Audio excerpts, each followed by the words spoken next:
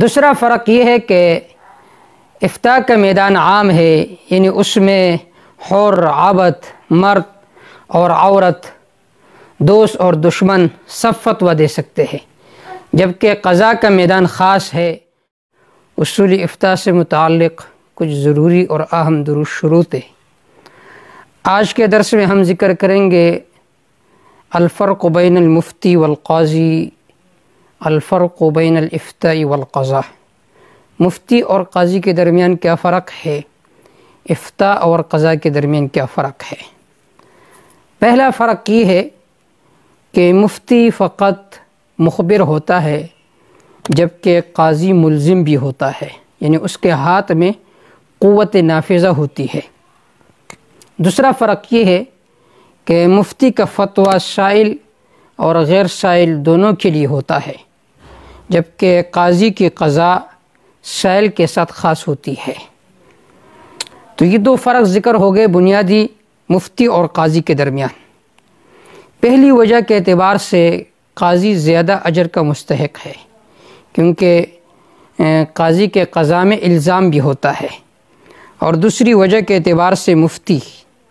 اسی طرح پہلی وجہ کے اعتبار سے قاضی کا عمل زیادہ پرخطر ہے، کیونکہ اس میں الزام ہوتا ہے، اور دوسری وجہ کے اعتبار سے مفتی کا عمل زیادہ خطرناک ہے، کیونکہ وہ سائل اور غیر سائل دونوں کے لیے ہوتا ہے۔ تو یہ دو بنیادی فرق ذکر ہو گئے مفتی اور قاضی کے درمیان۔ دوسرے نمبر پر الفرق بین الافتاء والقضاء، افتاء اور قضاء کے درمیان کیا فرق ہے؟ لوگ کہتے ہیں دار القضاء، دار الافتاء۔ تو افتاء کا تعلق تمام احکام کے ساتھ ہوتا ہے، یعنی اصولی، فروعی، اعتقادی وغیرہ، جبکہ قضاء کا تعلق صرف حلال و حرام، فرائض و مباحات کے ساتھ ہوتا ہے، مستحبات کے ساتھ نہیں ہوتا۔ ایک فرق یہ ذکر ہو گیا۔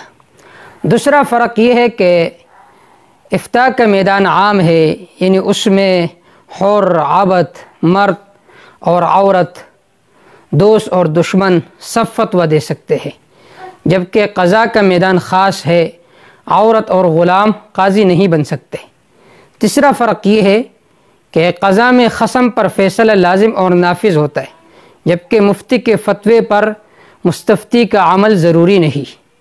چوتھا فرق یہ ہے کہ مفتی کے فتوے کے خلاف قاضی کی قضاء نافذ ہو سکتی ہے، لیکن ایک قاضی کے بعد دوسرے قاضی کا قضاء نافذ نہیں ہو سکتا۔